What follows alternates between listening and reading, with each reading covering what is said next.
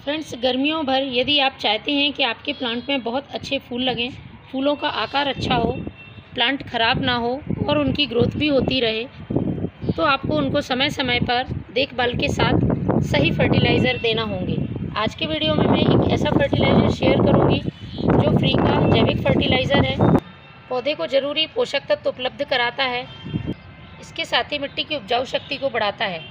क्योंकि मिट्टी का यदि पीएच सही नहीं रहता है तो प्लांट में किसी भी तरह के फर्टिलाइज़र काम नहीं आते हैं। पौधे में अच्छी ग्रोथ और अच्छे फूल लाने के लिए मिट्टी का सही होना बहुत ज़रूरी है। मिट्टी सही होगी तभी हम किसी भी तरह का यदि फर्टिलाइज़र यूज़ करेंगे तो जड़ें अच्छी तरह से अवशोषित कर पाएंगी। प्लांट में सभी फर्टिलाइज़र देने के बाद, अच्छी देखभाल देने के बाद भी यदि ग्रोथ रुक गई है, फूल नहीं आ रहे हैं, तो इसका मतलब है पौधे की सॉइल ख़राब हो गई है या उसका पीएच गड़बड़ हो गया है।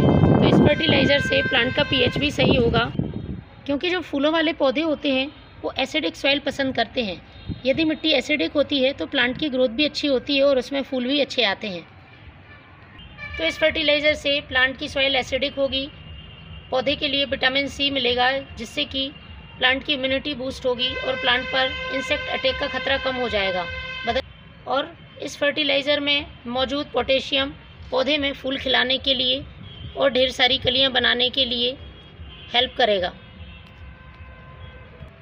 आप इस फर्टिलाइज़र को अपनी सभी प्लांट्स पर यूज़ कर सकते हैं।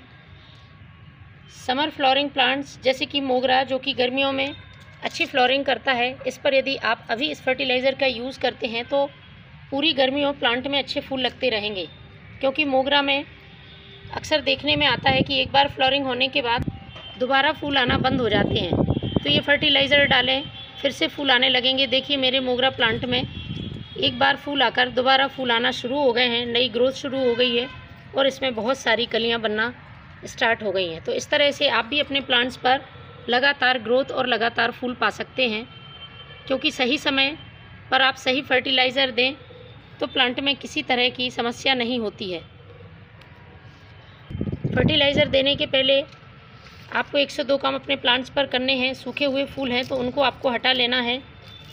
इसके साथ ही सूखे टहनियाँ हैं तो उनको भी आप हटा लें। मिट्टी की एक बार गुड़ाई ज़रूर करें, खासतौर पर जब आप फर्टिलाइज़र डालने वाले हैं तो एक दिन पहले मिट्टी की अच्छी तरह से गुड़ाई कर दें। और हमारे जो फूलों वाले पौधे हैं धूप में रखे रहते हैं तो गर्मियों के दिन हैं, मिट्टी इनकी ड्राई हो जाती है, तो इस बात का ध्यान रखें। आप इसको रेगुलर वाटरिंग करें, मिट्टी में नमी बनी रहे, इस तरह से आप प्लांट में पानी दें।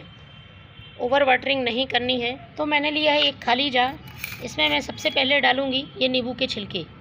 नींबू के छिलके हमारे सभी के घर में उपलब्ध हो जाते हैं, विटामिन सी से भरपूर रहते हैं और इसमें कई पोषक तत्व जो प्लांट की ग्रोथ के लिए ज़रूरी हैं वो मौजूद होते हैं, सॉइल को एसिडिक करने का काम करते हैं। तो आप अपने प्लांट्स की संख्या के हिसाब से ये फर्टिलाइज़र बना सकते हैं।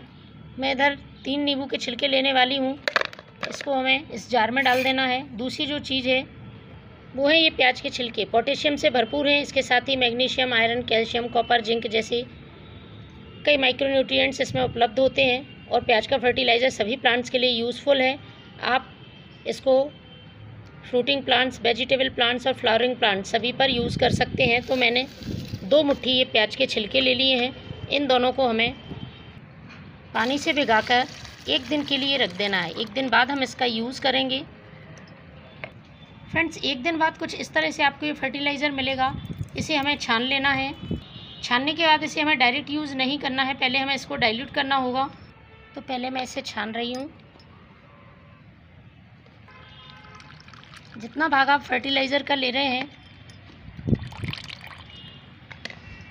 उसका 5 भाग आप सादा पानी मिला लें।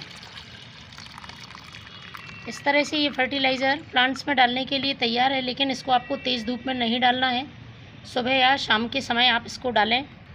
महीने में 1 बार इस फर्टिलाइज़र का यूज़ करें। आप देखेंगे कि आपके प्लांट में भी बहुत अच्छी फ्लोरिंग हो रही है और ग्रोथ भी बहुत अच्छी हो रही है। Thank you.